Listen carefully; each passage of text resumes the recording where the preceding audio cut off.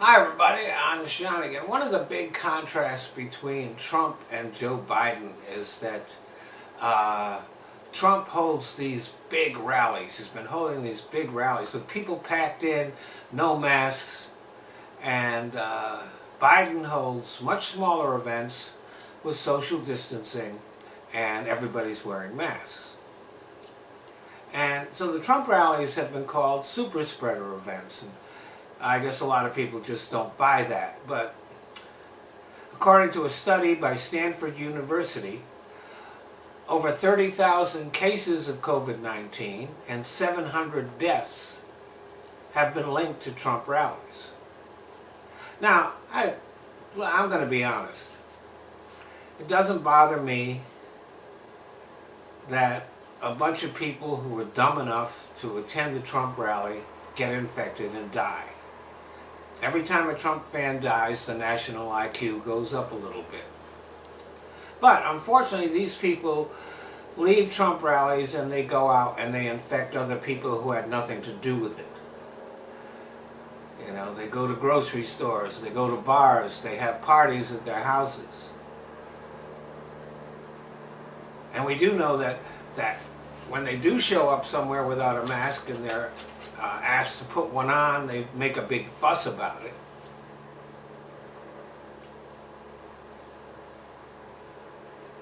So we have no way of knowing how many infections those 30,000 people that have been traced to Trump rallies have caused. Probably a lot. The fact is that people without masks are a threat to everyone. They should be treated like the pariahs and filth that they are.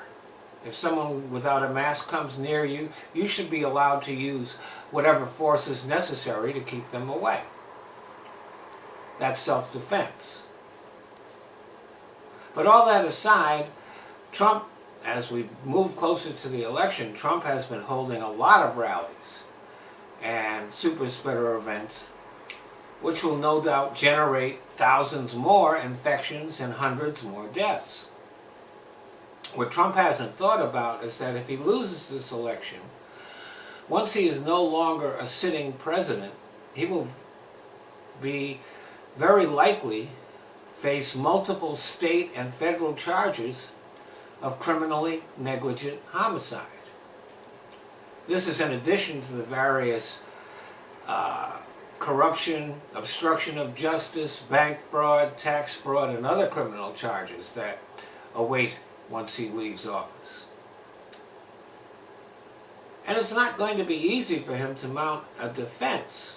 He's been advised by the foremost infectious disease experts in the world about COVID-19. He's been told that large gatherings are problematical. It isn't like he doesn't know. He got the advice, he chose to ignore it, knowing full well that he was placing people in danger. So Trump has not only left himself open to criminal charges, but civil lawsuits as well. There are a lot of people, family members of people, who aren't Trump supporters. So their father, their grandfather, their brother, their sister dies, they're looking to sue. And once Trump leaves the White House, it will be very difficult for him to hire good lawyers. Right now, good lawyers will work for him because the White House is paying the bills. But once he leaves the White House, then the bills will be Trump's responsibility. And he has a reputation for not paying his legal bills.